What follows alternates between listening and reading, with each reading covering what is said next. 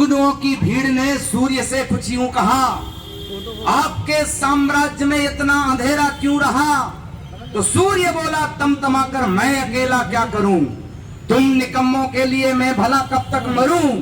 आकाश की आराधना के चक्करों में मत पड़ो, संग्राम ये घनघोर है, कुछ मैं लड़ूं कुछ तुम लड़ो। एकजुट होने का समय है। जिस नील गाय को मां का दर्जा दे उसको मार दिया जाए, उसकी हत्या कर दी जाए, कहां तक सार गर्भित है? भगवान महावीर स्वामी के पंचशील के संदेश लेकर के, केवल अनेकांत का संदेश लेकर के हम चलें। परस्परोपग्रहो जीवा नाम, प्रत्येक जीव एक दूसरे का परोपकारी है। तो कहीं नील गाय भी इस प्रकृति में, औषधि में, वन्य जीवों के संरक्षण में, जब सरकार ने 1972 में वन्य रक्षा कानून पास किया तो फिर हत्या कैसे हो रही है, इस पर भी अमल होना चाहिए और इस पर भी बात होनी चाहिए। यूं ही लहरें सुनामी और आगे आएगी, धरती टहलेगी, कई भूकंप और लाएगी, होगा सूखा अकाल, आदमी बने दानव, गाय हत्या से ना जब तक बचाई जाएगी। कत्ले आमद बस्ती के लोगों ने किया, तुम चुप रहे, हम चुप रहे, सौदा हमारा हो गया। आप सौदा कर लेते हैं, चुप हो जाते हैं, चाहे नील गाय की हत्या हो, चाहे बेटी की हत्या हो। जो प्रशासन, जो देश, जो समाज 3 दिन 4 4 5 5 साल के लड़कियों का गोश्त खाता हो, अनाचार हो जाता हो नील गाय की हत्या पर आप आंदोलन कर रहे हैं। वही आंदोलन सफल होता है जब आप माता कहकर, नील गाय हो चाहे भान बेटी हो, कोई भी मादा जीव है, कल को यहाँ पर शेर वगैरह बाहर आ जाएंगे, क्या आप उनका कानून निकाल दोगे हत्या का? चाहे चिड़िया कबूतर उड़ के आ जाएंगे तो आप किस किस की हत्या करवाएंगे?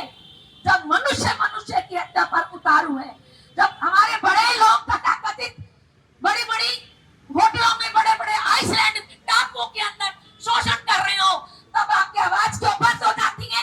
तब आंदोलन क्यों नहीं होते हैं?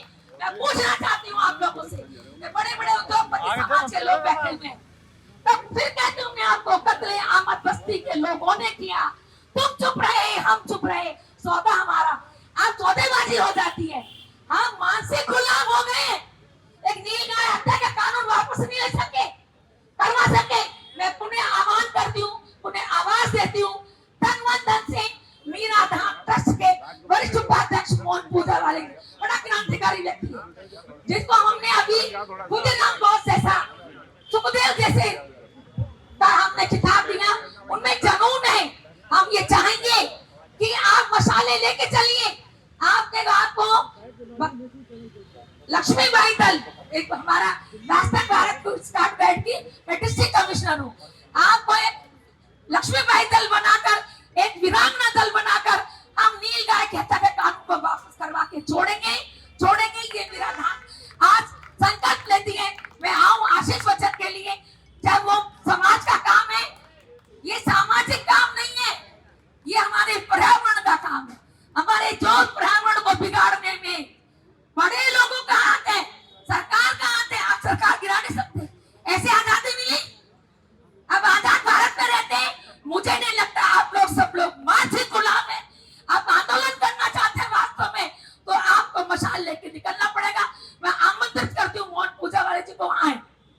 सबसे बड़ी बात यह है कि आज शहर के सामाजिक संगठन, धार्मिक संगठन और बहुत सारे, यहाँ तक कि किसान संगठनों के लोग यहाँ पर आए हैं।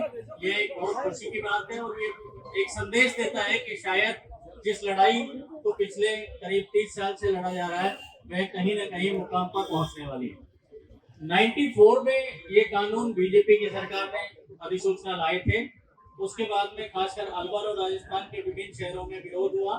विरोध का इम्पैक्ट पॉजिटिव नहीं होकर नेगेटिव ये हुआ कि लगातार सन 2000 तक 3-4 बार अलग अलग तरह से उस कानून को और बढ़ाया गया और लास्ट में तो एक थानेदार को ये परमिशन दे दी गई कि आप उसे परमिशन दें और नील गाय की हत्या हो सकती है, कर सकते हैं। यहाँ अभी किसान संगठन के साथियों के जो उद्गार सुने, उसमें ये स्पष्ट हो गया कि जब किसान चाहता नहीं है तो फिर सरकार किसकी बात कर रही है आखिर?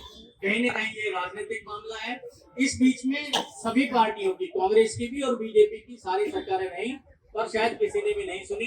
इसलिए मुझे लगता है कि ये जो सामाजिक आंदोलन आज शुरू तो क्या कह सकते हैं कि आज जिसमें गति मिली है, इस गति को अगर लगातार बनाए रखा तो सरकार को एक दिन ये कानून वापस लेना पड़ेगा। मैं सुन रहा था सभी किसान नेताओं की और भी वक्ताओं की।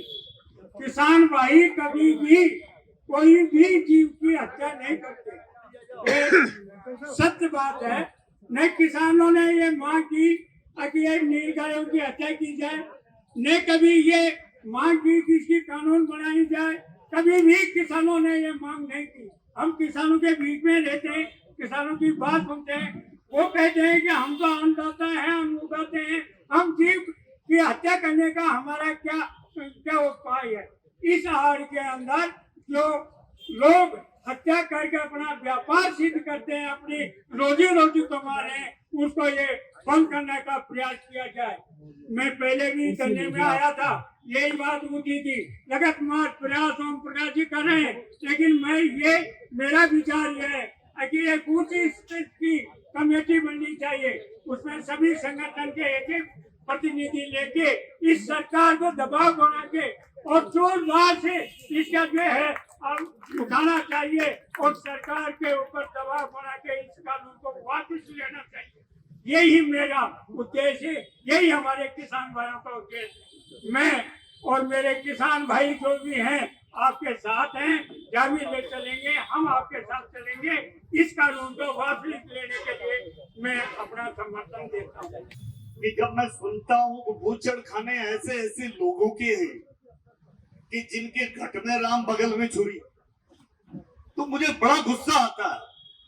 क्यों ढोंग का चोला पहने हुए लोग? तुम लोग अगर हकीकत में चाहते हो जीव हत्या नहीं हो और ये नीलगाय की हत्या नहीं हो, तो पहले हत्या उन विचारों की करो जो घट में राम बगल में छुरी रखते हैं।